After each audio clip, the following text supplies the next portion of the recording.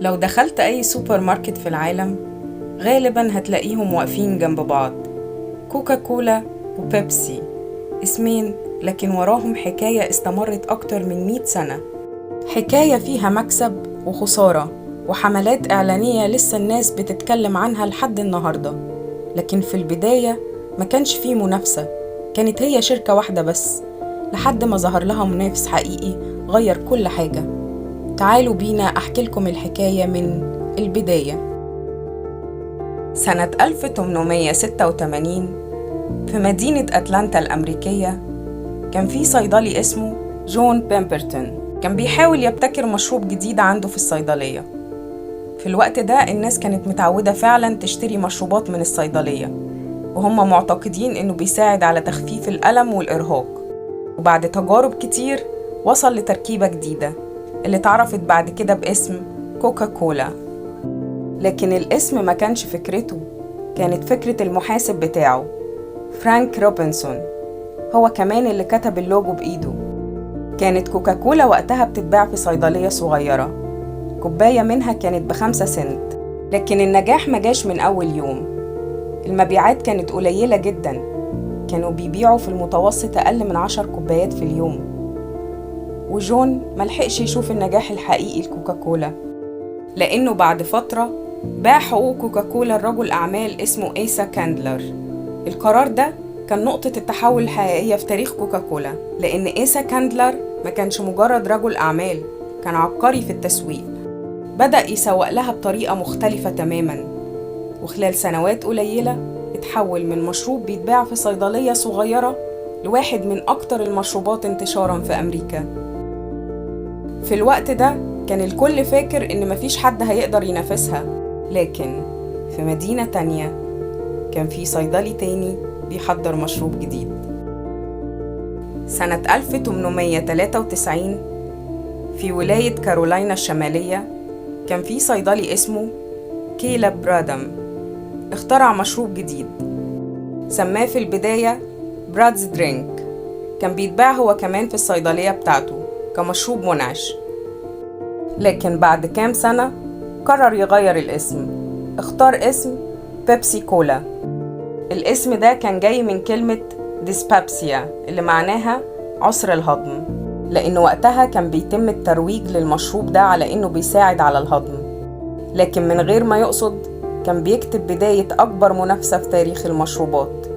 ومع بداية القرن العشرين بدأت بيبسي تكبر هي كمان، وعدد الناس اللي بيشربوها كان بيزيد سنة بعد سنة. لكن النجاح ده ما استمرش كتير. بعد الحرب العالمية الأولى ارتفعت أسعار السكر بشكل كبير، لكن كيلب كان متوقع إن الأسعار هتفضل تزيد، فاشترى كميات كبيرة جدا من السكر. لكن اللي حصل كان العكس، أسعار السكر نزلت فجأة وخسر مبلغ كبير جدا.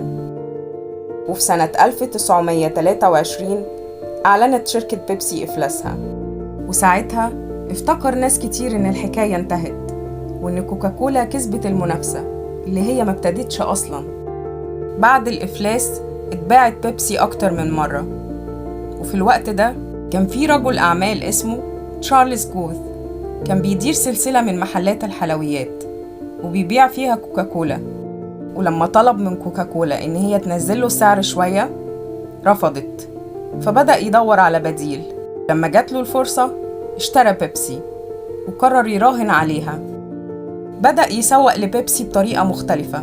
أول خطوة عملها إنه باع إزازة بيبسي بضعف حجم كوكاكولا لكن بنفس السعر. الفكرة دي لفتت انتباه الناس بسرعة، خصوصاً إنها جت في فترة الكساد الكبير. في الوقت ده الناس كانت بتدور على أي حاجة توفر بيها فلوسها، وفجأة بدأت مبيعات بيبسي ترتفع من جديد. وبعد ما كان ناس كتير فاكرين إنها انتهت رجعت للحياة تاني، ومن هنا بدأت المنافسة الحقيقية. المنافسة في البداية كانت في السعر والحجم، لكن مع مرور السنين المنافسة بقت في الإعلانات. كل شركة فيهم كانت بتحاول تقنع الناس إنها الأفضل. ظهرت حملات إعلانية بقت من الأشهر في العالم زي بيبسي جينيريشن وبيبسي تشالنج، وحملات مايكل جاكسون مع بيبسي، وإعلانات كوكاكولا الشهيرة. لكن مع كل الإعلانات دي كان في حملة إعلانية واحدة قلبت الموازين، كانت في السبعينيات، حملة بيبسي تشالنج.